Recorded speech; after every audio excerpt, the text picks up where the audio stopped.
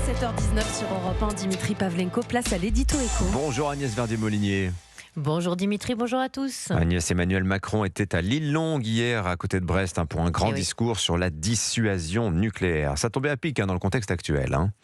Et oui, l'actualité nous rappelle l'urgence d'augmenter nos dépenses de défense, sujet déjà évoqué avec notre loi de programmation militaire très faiblarde qui atterrit pour l'instant à 2,28% du PIB en dépenses en 2030, loin des 3% annoncés.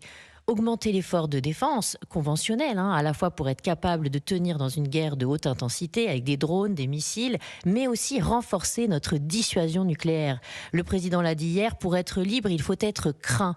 Le sommes-nous assez ? Le président y répond un peu en creux quand il dit qu'il veut augmenter le nombre d'ogives nucléaires de la France pour aller au-delà des 290. Mais la France ne donnera plus d'informations sur son nombre d'ogives, ce qui semble tout à fait contradictoire pour obtenir l'effet dissuasif désiré. Oui, peut-être parce que nos marges de manœuvre budgétaires sont tellement restreintes que l'augmentation annoncée du nombre d'ogives pourrait paraître finalement assez timide à nos adversaires. Oui, exact. Pendant que la Chine a multiplié son nombre d'ogives par 3 depuis 1980, sera à 1000 ogives nucléaires en 2030, nous sommes restés à peu près stables. Et pour cause, nous restons en matière de dissuasion nucléaire à ce que l'on appelle un minimum suffisant, qui nous permet d'avoir toujours un sous-marin nucléaire lanceur d'engins sur 4 en mer et une trentaine de Rafales équipés, alors que nous avions 6 sous-marins nucléaires lanceurs d'engins dans les années 80.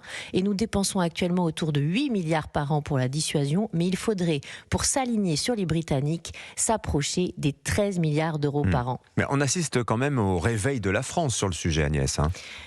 Oui, le président de la République d'ailleurs a raison de vouloir un durcissement de notre dissuasion nucléaire, mais pourquoi vouloir noyer le poisson avec ce nouveau concept de la dissuasion avancée au niveau européen, sorte de partage de la dissuasion qui ne dit pas son nom. Le président de la République qui déciderait toujours d'appuyer sur le bouton si les intérêts vitaux de la France étaient attaqués, mais certains de nos partenaires, Allemagne, Suède, Pays-Bas, Belgique, accueilleraient des forces aériennes stratégiques de l'armée de l'air française qui pourraient ainsi, je cite le président, se disséminer dans la profondeur du continent européen.